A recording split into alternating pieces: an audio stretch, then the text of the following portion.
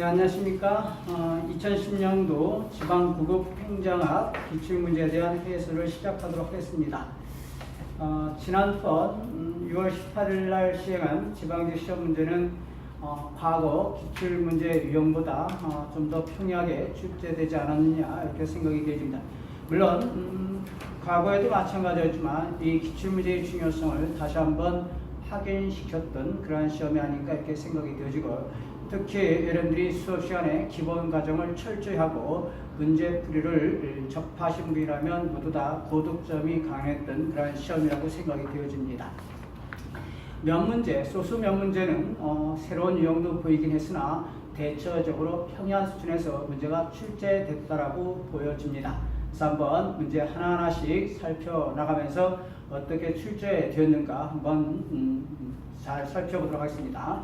먼저 1번부터 한번 볼게요. 1번 문항을 보시면 계층제 문제입니다. 그래서 1번 계층제에 대한 설명으로 옳지 않은 것 됐죠.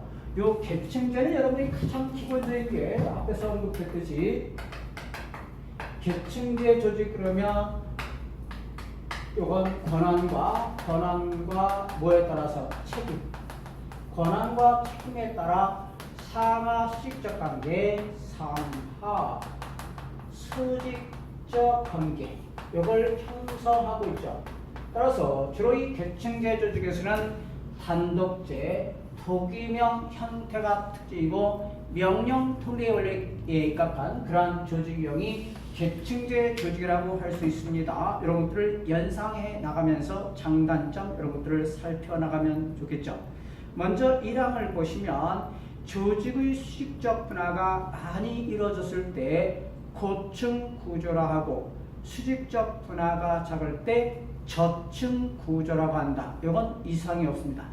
둘째, 조직 내의 권한과 책임 및 의무의 정도가 상하 기층에 따라 달라지도록 조직을 설계하는 것이다. 금방 여기에 써놨잖아요. 그죠?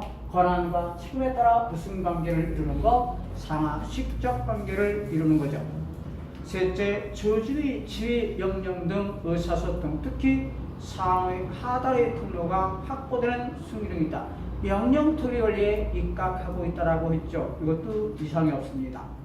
넷째, 엄격한 명령 계통에 따라 상명 하복의 관계 유지를 위해서는 통솔 범위를 넓게 설정해야 된다 했습니다.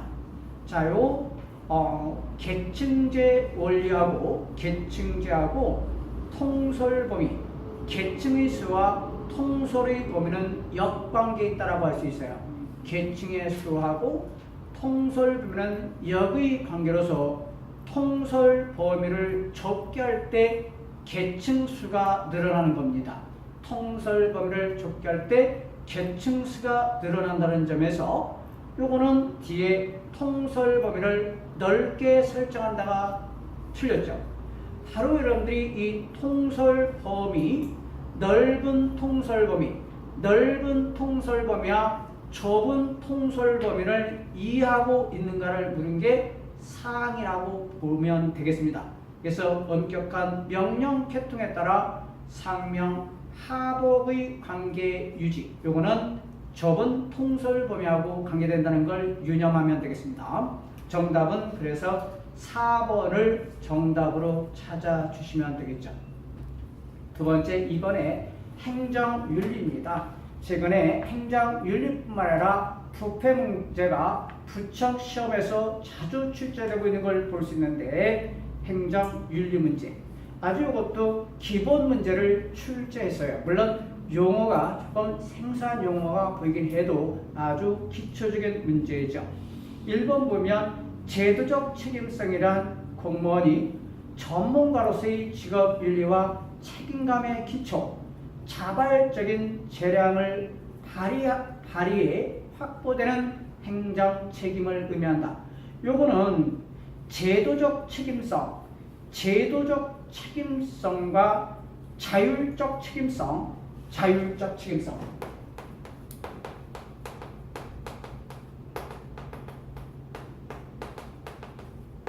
제도적 책임성과 제도적 책임성. 요 두 가지를 구별할 줄 아는가 하는 단순한 문제잖아요. 지금 본 내용은 공무원이 전문가로서의 직업윤리 책임감의 기초, 자발적 재량을 발휘해 확보되는 행정책임은 자율적 책임입니다. 그래서 이 자율적 책임은 내재적 책임하고 연관된 거예요. 그래서 정답이 바로 1번으로 들어오는 겁니다. 정답이 바로 1번으로. 왜냐하면 얘는 제도적 책임이 아니라 이라는 자율적 책임에 대한 설명인 겁니다. 제도적 책임은요, 객관적 법규나 기준에 기초한 겁니다. 객관적 법규.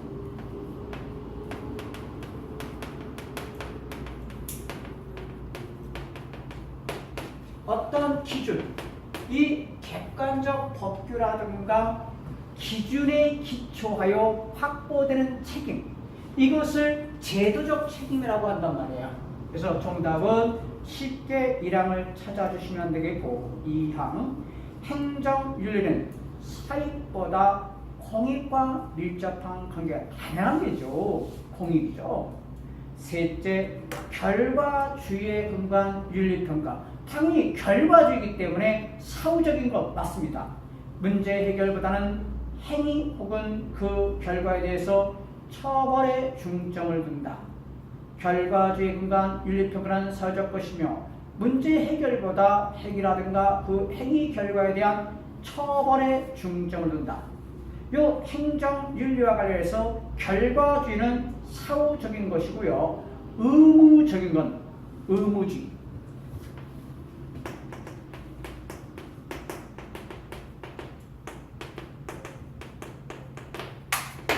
의무주의가 있는데 요거는 예방에 관한 겁니다. 그래서 문제를 예방하는 데 초점을 두고 있죠. 문제를 예방하는 데 초점을 둔 게 의무주의. 그러나 결과주의는 사후에 초점을 두고 있다는 거, 사후적인 겁니다. 다음 4. 공무원 부패의 원인을 사회문화적 접근으로 보는 관점에서 특정한 지배적 관습이나 경험적 습성의 부패를 조정한다는 입장이다. 요거 문제풀이 과정에서 이 부패 문제, 그 원인 접근 방법은 항상 출제된다라고 이야기한 바 있어요. 그래서 이미 이건 문제풀이 과정에서 다루었던 문제들입니다. 바로 2번 문제는 여러 번 다뤘던 문제이기 때문에 쉽게 정답을 찾을 수 있죠. 1번이나 2번이나 너무 쉬운 내용들이죠. 다음 3번을 봅니다. 3번 보시면 지방세 기본법상 특별시, 광역시 세원이 아닌 것 그렇습니다. 이것도 우리 수험생들이라면 너무 쉽게 문제를 해결했을 거예요.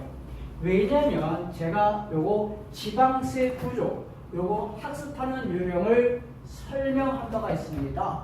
예를 들면 광역자치단체하고 광역자치단체, 그리고 기초자치단체가 있잖아요. 여기 광역자치단체에 그러면 특별시가 있죠. 서울특별시, 그리고 광역시, 특별시, 광역시, 특별자치시.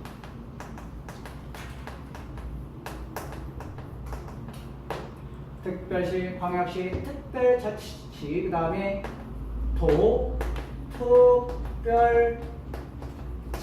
특별자치도가 있다라고 이야기했죠. 그리고 기초자치단체 그러면 특별시 내, 광역시 내에 자치구가 있다라고 이야기했습니다. 자치구. 그리고 이 광역시 내에는 자치구도 있지만 군이 있죠. 특별자치시 내는 자치구를 둘 수 있으나 현재는 두고 있지 않고 도 밑에는 시와 군이 있다라고 그래주고요. 특별자치도 그랬는데 여기서 특별자치도는 제주도를 가리키는 겁니다. 현재 우리나 제주도는 단층제예요. 단층제. 이 밑에 제주시와 서귀포시가 있는데 조심해야 될 건 이건 지방자탄체는 아니고 행정시에 불과합니다. 그래서 유일하게 우리나라 특별자치도, 이 제주도, 이 제주의 경우는 유일하게 단침제라는 걸 알아둬야 돼요. 요건 뒤에 이름만 시지 자치시가 아닌 행정시에 해당된다. 또 조심해야 될 것이 여기 도 밑에 시가 있잖아요. 예를 들면 전라북도, 예를 들게요.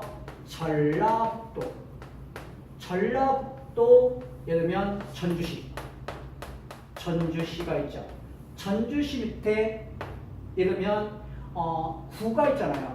전주시에 구가 무슨 구가 있습니까?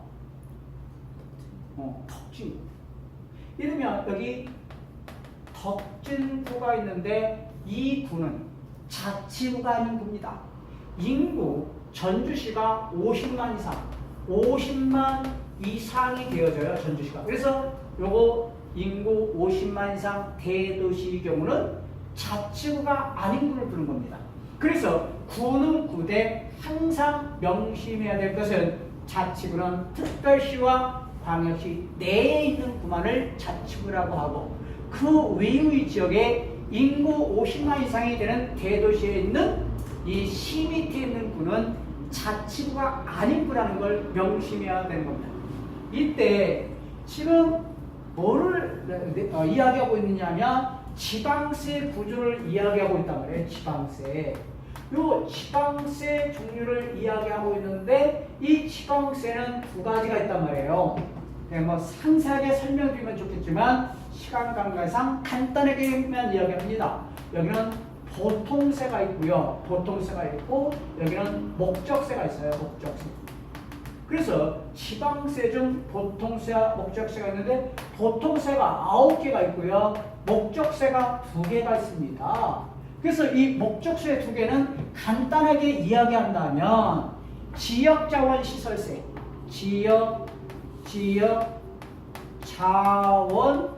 지역자원시설세 여기하고 두 번째 지방교육세. 요 지방교육세가 지방세 중 목적세 2개야. 근데 요 지방세 중 목적세 2개는 모두 다 광역시세가 되는 겁니다. 그러니까 요거 기초자탄세다 하면 무조건 틀리는 거야. 요 목적세는 모두 광역시세가 됩니다. 그 다음 자 9개 중에서요. 여기 9개 중에서 조심해야 될 건 자치구가 있는데 이 자치구세는 2개뿐이 없어요. 자, 이 자치구세 2개가 있는데 등록면허세입니다. 하나가 등록면허세. 요 등록면허세하고 무슨 세? 재산세. 요 등록면허세하고 유일하게 재산세뿐이야. 그러면 자치구세를 골라라. 등록면허세, 재산세를 찾으면 되는 건데 9개 중에 요걸 뺀 나머지 7개는 서울특별시 광역시세입니다. 그러면 그런지 서울특별시 광역시세가 아닌 걸 골라라? 답 여기 나와 있잖아요. 몇 번이 답이에요 거기? 지금 지방세 기본법상 특별시 광역시세 재원이 아닌 것? 그러면 여기 자치구세를 골라라 그 얘기야. 상하관계에서. 그럼 여기 딱 정해져 있잖아요. 답은 몇 번이냐 그러면 등록면에서 바로 나오잖아요. 이렇게 쉬운 거를 놓쳐버렸다. 말도 안 되는 거죠. 또 하나 요거 요령을 9개 중에서 제가 작은 쪽을 숙지해 줬잖아요. 여기 도. 이제 또 요거 이제 됐으니까 요 관계는 여기서 끝났고 다음은 도하고 시군의 관계란 말이에요. 도세가 작아요.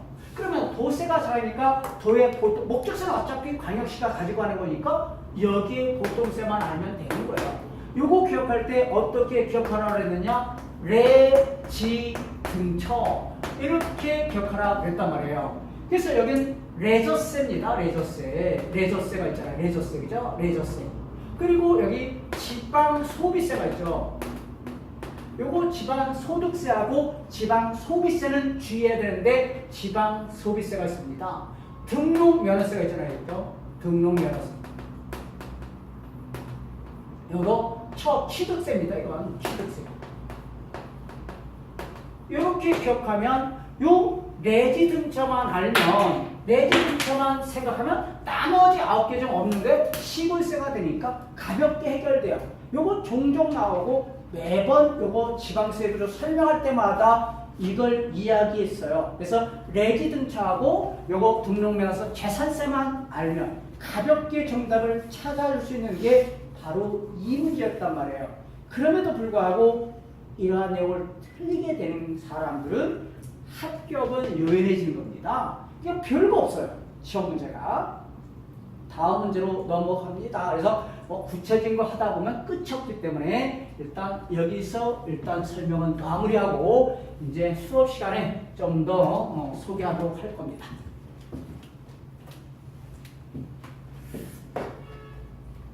다음 문제죠. 다음 문제. 다음 문제는 무슨 문제인가 이렇게 한번 살펴보는데 정책평가에 영향을 미치는 제3의 변수를 이야기하고 있잖아요. 정책 변수, 바로 제3의 변수를 이야기합니다. 정책평가에 영향을 미치는 제3의 변수에, 여기 변수에는 선행 변수라든가 매개 변수라든가 허위 변수, 혼란 변수, 억제 변수, 왜곡 변수, 구성 변수 등 여러 가지 변수가 있습니다. 그래서 이것도 지금 설명하는 건 무리인데 간단하게 이야기합니다. 특히 실제로 상관관계가 없는데도 있는 것처럼 만드는 제3의 변수, 실제로 상관관계가 없는데 있는 것처럼 만드는 제3의 변수를 허위 변수라고 합니다. 허위 변수. 그러나 종속 변수가 상관관계가 있는 상태에서 두 변수 모두에 영향을 미치는 제3의 변수, 이걸 혼란 변수라고 이야기합니다. 그래서 거기 보면은 혼란 변수, 허위 변수, 매개 변수 이런 것들이 나오는데 그럼 매개 변수는 뭐냐? 매개 변수는 독립 변수와 종속 변수 사이에서 독립 변수의 결과인 동시에 종속 변수의 원이 되는 변수, 이걸 매개 변수라고 이야기합니다. 통상적으로. 그래서 여기 x는 y다 이렇게 이야기할 때 x는 y다 그랬을 때 얘가 원인 변수, 얘가 결과 변수죠. 독립 변수와 종속 변수를 보는데 독립 변수, 종속 변수 이렇게 이야기하잖아요. 독립 변수와 종속 변수다. 여기 예를 들어서 C라는 게 있을 때 바로 여기 요걸 선행 변수라고 합니다. 선행 변수. 요 선행 변수는 독립 변수에 유효한 영향을 미치는 즉 변수. 요걸 바로 선행 변수입니다. 그래서 원인 변수에 앞서면서 여기에 유효한 영향력을 행사하는 변수를 선행 변수라고 하죠. 그리고 여기 매개 변수가 있는데 다시 한번 이 매개 변수는 독립 변수와 종속 변수의 사이에서 이겁니다. 즉 여기 요 독립 변수, 이 독립 변수 원인 변수의 결과가 되잖아요. 결과이고 요 종속 변수의 원이 되는 겁니다. 이것을 매개 변수라고 해요. 매개 변수. 이것을 매개 변수다 이렇게 이야기합니다. 그래서 매개 변수는 독립 변수와 종속 변수 사이에서 독립 변수의 결과인 동시에 종속 변수의 원이 되는 거죠. 앞에서 이야기했듯이 선행 변수란 독립 변수에 앞서면서 독립 변수에 대해 유효한 영향력을 행사하는 변수를 선행 변수라고 하고요. 그 다음에 허위 변수라는 게 있잖아요. 허위 변수는 실제로 상관관계가 없다. 예를 들면 여기 허위 변수를 이야기합니다. 요거 x는 y다라고 할 때 실제로 상관관계가 없는데 상관관계가 있는 것처럼 보이는 제3의 변수야. 실제로 상관관계가 없음에도 불구하고 있는 것처럼 나타나는 제3의 변수, 이걸 허위 변수라고 이야기합니다. 그리고 억제 변수가 있잖아요. 억제 변수는 두 변수가 서로 상관관계가 있는데 이건 상관관계가 있는데 없는 것처럼 나타나는 겁니다. 상관관계가 있는데 없는 것처럼 나타나는 제3의 변수를 억제 변수라고 이야기합니다. 자, 이런 것들을 이해하고 있는가 여부를 묻는 문제. 이것도 사실 기본적인 부분인데 이번에 새로운 유형으로 출제가 된 적 과거 언급된 바는 있습니다. 그러나 자주 언급되지 않아서 약간 지역적인 내용이죠. 즉, 기억은 독립변수인 정책수단과 함께 종속변수인 정책효과를 가져오는 요인으로 정책수단과 정책효과 사이의 인과관계를 과대 또는 가세평가하며 하루 이게 혼란 변수인 거예요. 그리고 너는 독립변수인 정책수단의 효과가 전혀 없을 때 숨어서 정책효과를 가져오는 변수로 정책수단과 정책효과 사이의 인과관계를 완전히 왜곡하는 것. 이게 바로 허위변수를 이야기하는 겁니다. 그래서 이것도 수업 시간에 이미 설명했던 내용이죠. 그래서 이게 조금 충실히 지문을 이해하지 못한 학생들은 좀 틀릴 수 있는 유형이죠. 답은 2항을 찾아주시면 되겠습니다.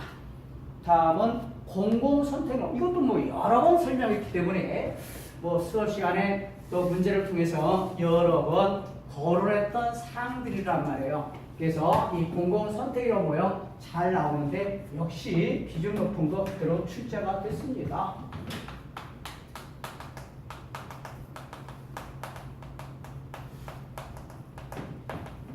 이 공공선택 이런 모형은 통상 비시장적 의사결정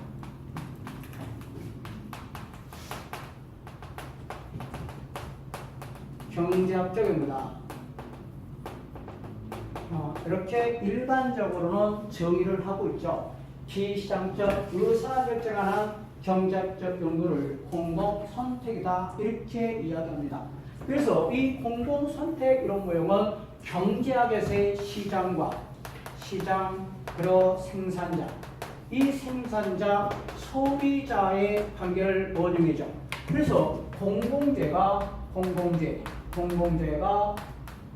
생산 공급이 이루어지는 이 시장을 정치시장 또 공동체 생산자 이걸 정치가 또 소비자를 시민의 관계로 파악하게 되죠. 바로 이러한 관계에서 늘되는 게 공공선택 이론 모형이라고 이야기했습니다. 물론 이 공공선택 이론 모형 그러면 방금 먼저 개체주를 특징으로 한다든가 이런 것들 그리고 이 공공선택 이론 모형은 전통적 관료제 패러다임을 비판하고 있다는 거, 뭐 이런 것들. 그리고 공공부문의 시장화를 역설한다는 거, 이제 이런 것들도 연상해 줘야 되고요. 또 이 공공선택 이론 모형에서 관료는 공익을 추구하는 게 아니라 개인의 어떤 개인의 효용 극대화를 표방하는 합리적 이기주의자로 존재한다는 걸 이해할 때 이 문제가 풀리게 됩니다. 한번 보죠. 공공선택론은 역사적으로 누적 및 형성된 개인의 기득권을 타파하기 위한 접근이다. 이건 잘못됐잖아요. 공공선택이라는 모형은 개인의 기득권을 타파하는 게 아니잖아. 바로 합리적 이기주의자 이걸 전제로 하고 있단 말이에요. 그래서 여기 앞에서 이 관료의 경우 자신의 이익의 극대, 예산 극대화를 표방하잖아요. 정치가도 득표 극대화를 추구하고요. 또 개인도 자신의 이익을 표방하고 있기 때문에 개인의 기득권 타파하는 거래가 먼 게 특징이죠. 답은 1번 잘못되어 있습니다. 그래서 정답은 1번을 찾아줘야 되겠죠. 2번 공공선택론은 공공재의 공급에서 경제학적 분석 도구를 적용한다. 맞죠. 공공선택론은 공공서비스를 독점 공급하는 전통적 정부 관료제가 시민 요구에 민감하다. 맞잖아요. 그죠? 넷째, 공공선택론은 공공서비스의 효율적 공급을 위해서 분간화된 조직장치가 필요하다는 입장이다. 맞습니다. 다중 공공관료제, 간헐거래 중첩과 분권, 탈관료제적 처방을 역설하고 있는 게 공공선택이라는 모형이기 때문에 이건 맞는 지문입니다. 답은 1항을 정답으로 찾아야 하겠고 다음 문제로 가보겠습니다. 6번 국가공무원법상 우리나라 인사제도에 대한 설명으로 옳지 않은 것. 1. 인사혁신처장은 현재 우리나라의 중앙인사기관 인사혁신처가 있다는 거 알아둬야 되겠죠. 현재 우리나라의 중앙인사기관은 인사혁신처입니다. 인사혁신처장은 고위공무원단에 속하는 공무원이 갖춰야 될 능력과 자질을 설정 1을 기준으로 고위공무원단직에 임용되는 자를 평가, 신규 채용, 승진, 임용 등 인사관리에 활용할 수 있다. 맞습니다. 둘째, 국가공무원은 경력직 공무원과 특수 경력직 공무원으로 구분하고 이미 그러니까 참 이런 것들을 해설하다 보면 아쉬움이 많이 남아요. 대체적으로 그 지문 자체가 수업 시간에 다 소개됐던 내용들이기 때문에 이런 것들을 놓치면 너무 안타깝잖아요. 공직분류다. 항상 우리나라 국가공무원법 제2조 규정이에요. 공직분류는 여러분들이 잘 알고 있듯이 경력직 공무원, 이 경력직 공무원하고 또 하나 뭘로 나눠준다는 거야? 특수 경력직. 특수 경력직 공무원으로 나눠지지 않습니까? 그래서 경력직 공무원은 실적과 자격에 의하여 임용되고 직업공무원제에 입각하여 임용되는 공무원을 경력직 공무원이라고 한다. 여기는 둘로 나눠지는데 일반직 공무원, 대부분 수험자들이 준비하는 게 일반직 공무원이잖아요. 일반직 공무원하고 특정직 공무원으로 분류됩니다. 그리고 특수 경력직 공무원은 여기는 무슨 공무원이 있습니까? 정무직 공무원이 있고 여기는 정무직 공무원이 있잖아요. 또 하나 별정직 공무원 이렇게 크게 대분하고 있어요. 그러니까 경력직 공무원은 이렇게 구분한다. 이상이 없죠. 다음 셋째, 개방형 직위로 지정된 직위는 외부 적격자뿐만 아니라 내부 적격자도 임용할 수 있다. 맞지 않습니까? 개방형 직위, 외부 적격자뿐만 아니라 내부 적격도 임용이 가능하죠. 다음 넷째, 고위공무원단에 속하는 일반직 공무원의 경우 소속 장관은 해당 기관에 소속되지 아니하는 공무원에 대하여 임용 제청할 수 없다. 고위공무원단에 속하는 일반직 공무원의 경우 소속 장관은 해당 기관에 소속되지 아니하는 공무원에 대해서도 임용 제청할 수 있습니다. 국가공무원법 32조 내용이죠. 맞습니다. 요거 그래서 뒤에 없다라고 해서 틀렸어요. 정답은 3을 찾으면 되겠고요. 다음 7번 문제 봅니다. 조직의 의사 전달에 대한 설명으로 옳지 않은 것. 요거 쉽게 나왔죠. 공식 조직과 비공식 조직에 대한 문제입니다. 1. 공식적 의사 전달은 의사소통이 객관적이고 책임 소재가 분명한 명확하다는 장점이 있다. 맞죠? 둘째, 비공식적 의사 전달은 의사소통 과정에서의 긴장과 소외감을 극복, 개인의 욕구를 충족시킨다는 장점이 있다. 맞죠? 셋째, 공식적 의사 전달은 조정과 통제가 용이하다는 장점이 있습니다. 조정과 통제가 곤란하다. 이건 틀렸죠. 답은 3항을 찾으면 되겠고요. 다음 4. 참여 인원이 적고 접근 가능성이 낮을 경우 의사 전달 체제의 제한성은 높다. 이건 맞습니다. 다음 문제로 넘어가겠습니다. 8번 문제로 갑니다. 요거 8번 문제는 지난번 국가직에서도 거론됐던 지문이에요. 그러니까 요 출제됐던 기출문제 유형의 중요성을 다시 한번 보여준 문제가 8번이라고 보시면 되겠죠. 거기 보면 중앙인사기관에 대한 설명으로 옳지 않은 것 했습니다. 이 중앙인사기관의 유형이 있는데요.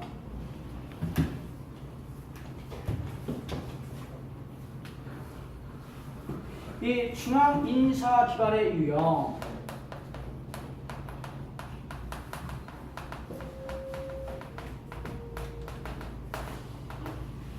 간단하게 보면은 거기 합의성과 독립성이 있습니다. 합의성, 그리고 독립성.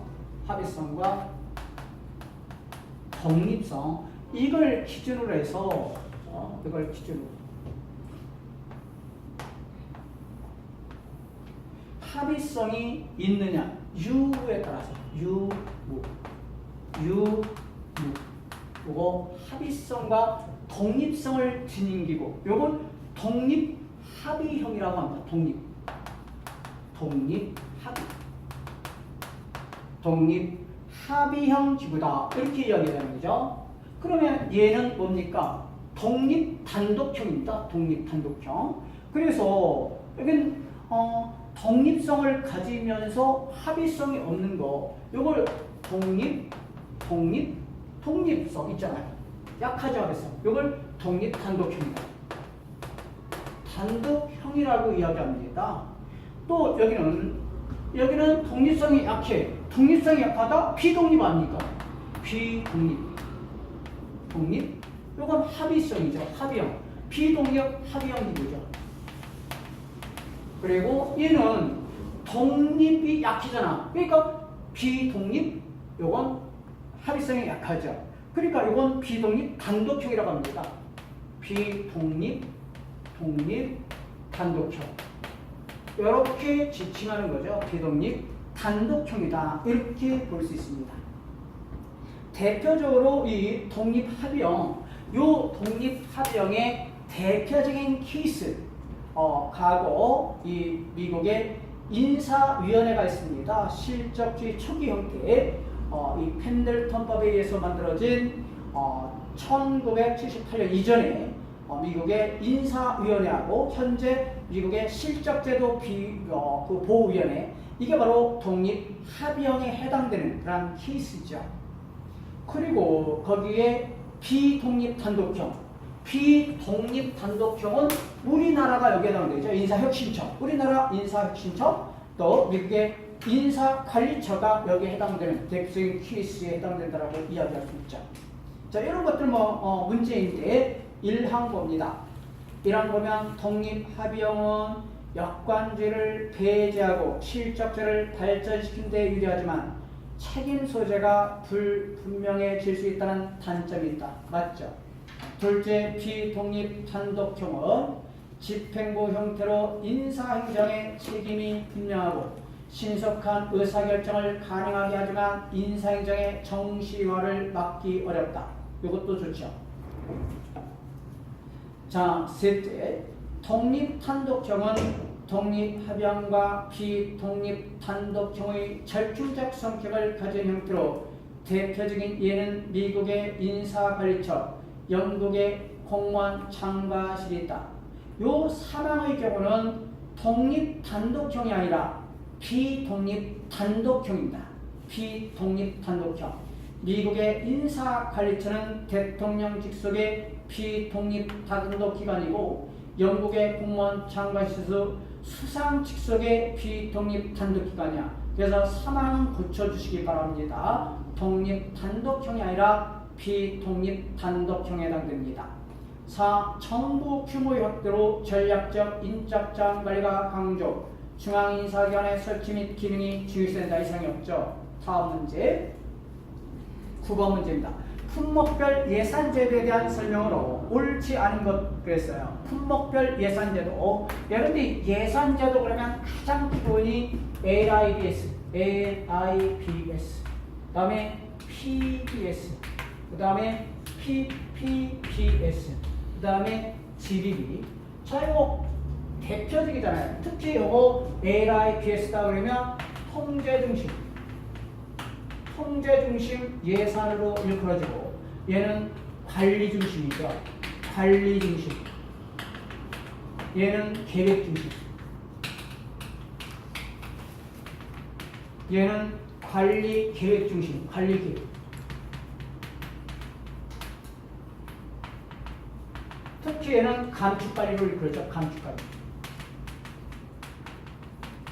그리고 이 두 가지는 점중주의, 예산 결정 방식에서 점중주의 방식이 특징이죠. 점중주의.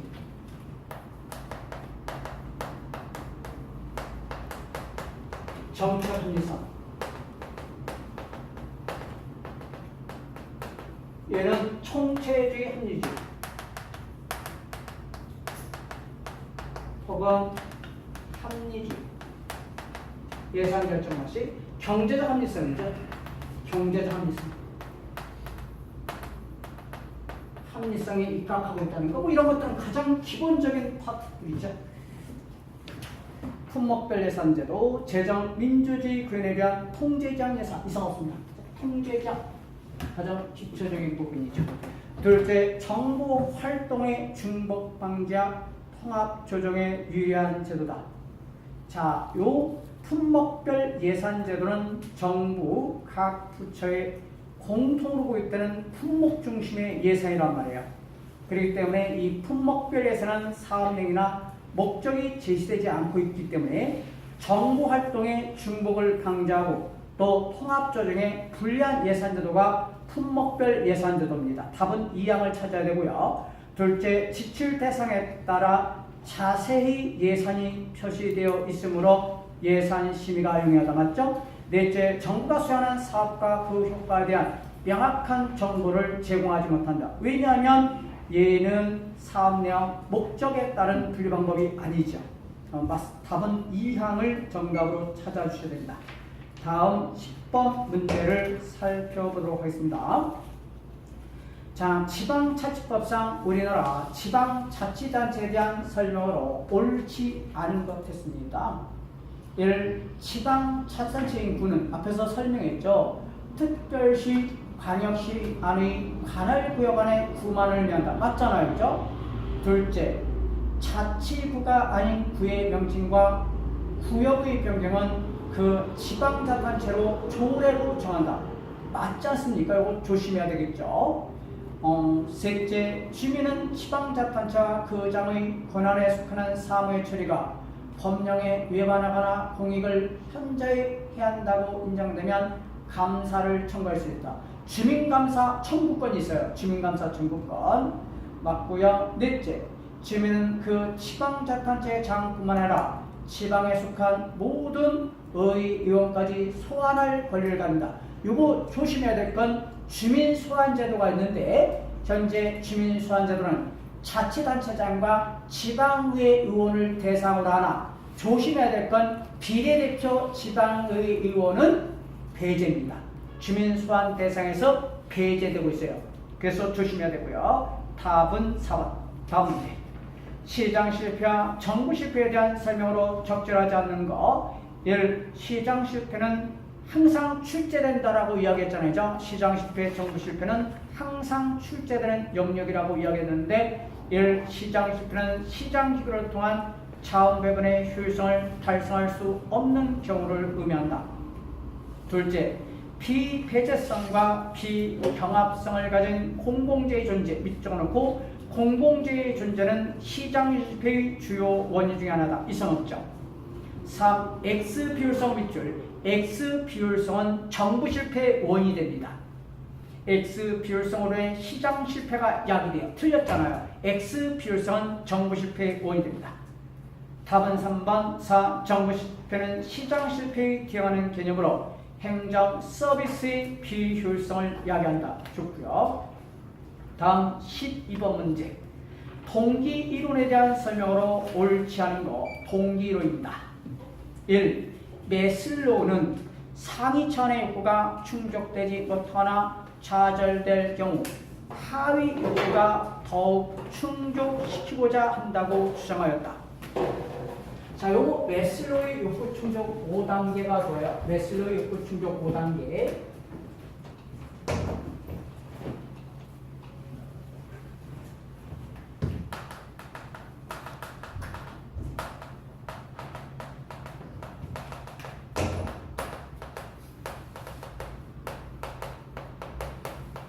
이 매슬로우의 욕구 충족 5단계가 있는데 이 매슬로우의 욕구 충족 5단계는 크게 생리적 욕구, 그리고 안전 욕구, 또 애정 사회적 욕구,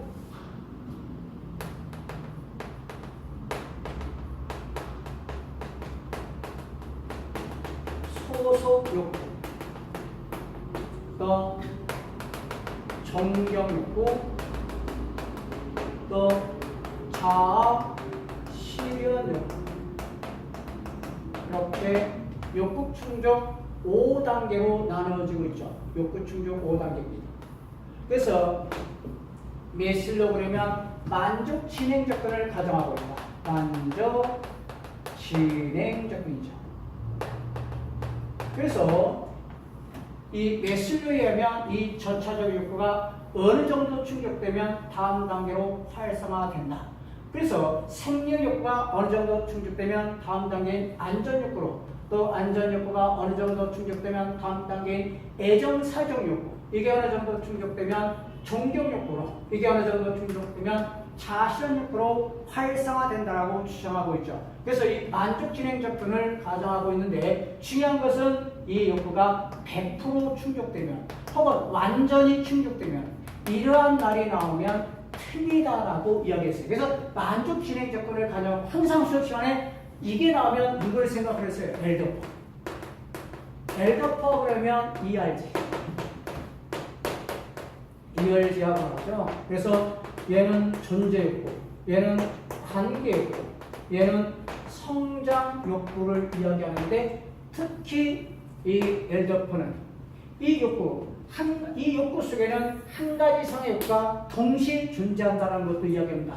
그래서 이게 E에 해당되는 거, 이게 R, 이게 G에 해당된다. 이렇게 설명하고, 특징 중에 하나가 뭡니까? 얘는 좌절 퇴임 조건. 이러한 만족 진행 조건, 메슬로의 만족 진행 조건에서 반론을 제기, 좌절 뭐를 주겠다? 퇴임 조건. 요 퇴임 조건을 가져갔다는 것을 이야기했단 말이에요. 그래서 바로 거기에 나오는 거. 이 고차적 욕구가 충족되지 않도록 밑으로 하강할 수 있다는 좌절 퇴임 조건을 가정하고 있단 말이에요. 바로 여기 입각한 문제가 1번입니다. 동기이론, 매번 나온다고 했던 내용이에요. 동기이론에 대한 설명으로 옳지 않은 거, 메실로의 상위 차례 욕구가 충족되지 못하거나 좌절될 때 하위 욕구가 더욱 충족. 이건 바로 여기 나오는 엘더퍼의 좌절 퇴임 접근에 대한 내용이죠. 답은 1번이고요. 둘째, 엘더퍼는 ERG에서 메슬로 욕구 단계를 줄여서 생존 욕구, 관계 욕구, 성장 욕구, 이렇게 항상 이대로 나온 거 아니거든. 매번 설명한 대로 나오는 거죠. 그 다음에 허즈버거는 욕구 충족 요인 이론론에서 불만 요인을 제거한다고 해서 만족을 보장하는 것이나, 불만과 만족은 별개라고 이야기했잖아요. 그렇게 이야기했죠. 에덤스는 평평성 이론에서 자신의 노력과 그 결과로 얻어지는 보상과의 관계를 다른 사람의 것과 비교해 상대적으로 높이는 공평한 정도가 행동 동기에 영향을 준다고 봤다. 이성호죠. 다음 13번입니다. 점증주의 예산 결정 이론의 특징이 아닌 것. 이것도 아주 쉽게 나왔죠. 1. 점증주의 현실 설명력은 높지만 본질적인 문제 해결 방식이 아니며 보수적이다. 점증주의 예산 결정으로 맞죠. 둘째, 정책 과정상 갈등을 완화 해결하는 데 필요한 정책 합리성, 위쪽으로 놓고 정책 합리성, 이걸 기준하는 게 점증무역. 그러나 총체주의 합리주의는 앞에서 설명했듯이 경제적 합리성을 기준으로 한다. 이렇게 설명한 바 있죠. 셋째, 계획 예산제도 연기준 예산은 점증적 접근을 적용한 대비자세. 앞에서 설명했잖아요. LRBS하고 PBS, 즉 품목별 예산제도와 바로 품목별 예산제도, 그리고 성과주의 예산제도는 점증주의잖아요. 그죠? 그래서 정책 합리성. 그러나 계획 예산제도와 연기준 예산은 총체주의, 합리주의에 각하고 있잖아요. 그러니까 답은 3번이죠. 아주 간단하게 해결됩니다. 그러니까 문제 풀이만 제대로 정리하고 있어도 고독점이 가능해요. 없는 문제가 없잖아요. 지금. 4. 자원이 부족한 경우 소수 기득권층의 이해를 먼저 반영해야 돼요. 사회적 불평등을 야기할 수 있다. 단점이죠. 다음 14 들어갑니다. 옴부즈만. 이것도 여러 번 이야기했네요. 옴부즈만 제도에 대한 설명으로 옳은 것을 모두 고른 것. 기억. 옴부즈만 제도는 실적주에 따라 크게 의의 소속형과 행정기관 소속형으로 구분한다. 그렇죠. 특히 우리나라의 경우는 우리나라 혹은 뭐 프랑스 같은 경우는 행정부 소속형으로 돼 있다 그랬잖아요. 우리나라 국민권익위원회 국무총리 소속으로 돼 있지 않습니까? 행정부 소속이잖아요. 프랑스. 물론 이 입법부 소속형 스웨덴 같은 경우 입법부 소속형이죠. 덴마크의 소속형입니다. 맞고요. 니은 옴부즈만 제도는 정부 행정활동의 비약적 증대에 따른 시민의 권리 침해 가능성에 대한 충분한 구제제도를 두기 위하여 핀란드에서 최초로 도입됐다. 이 옴부즈만 제도가 미국에서 최초로 도입된다는 1829년 스웨덴입니다. 스웨덴. 다음 셋째, 옴부즈만은 틀렸고 그러니까 셋째, 옴부즈만은 행정행위 합법성뿐만 아니라 항목적성 여부도 다룰 수 있다. 이미 다뤘던 지문입니다. 넷째, 우리나라의 경우 대통령 직속. 우리나라는 대통령이 아니라 누구라 그랬어요? 국무총리 직속의 국민권익위원회가 옴부즈만에 해당된다. 다 보았던 내용입니다. 문제 지문 자체가. 답은 그래서 2번을 골라주시면 되겠죠. 다음 문제로 넘어가겠습니다. 15번 문제. 지방자치단체의 기관 구성에 대한 설명으로 옳지 않은 것. 이것도 과거에 풀었던 문제. 1. 기관 대립형은 이게 특징이잖아요. 견제와 규정을 통해 민주적 합리적인 지방자치를 실시하는 방식. 맞죠? 우리나라가 현재 기관 대립형을 취하고 있죠. 둘째, 기관 통합형은 주민 직선으로 지방의회를 구성, 의장이 단체장을 겸하는 방식. 맞죠?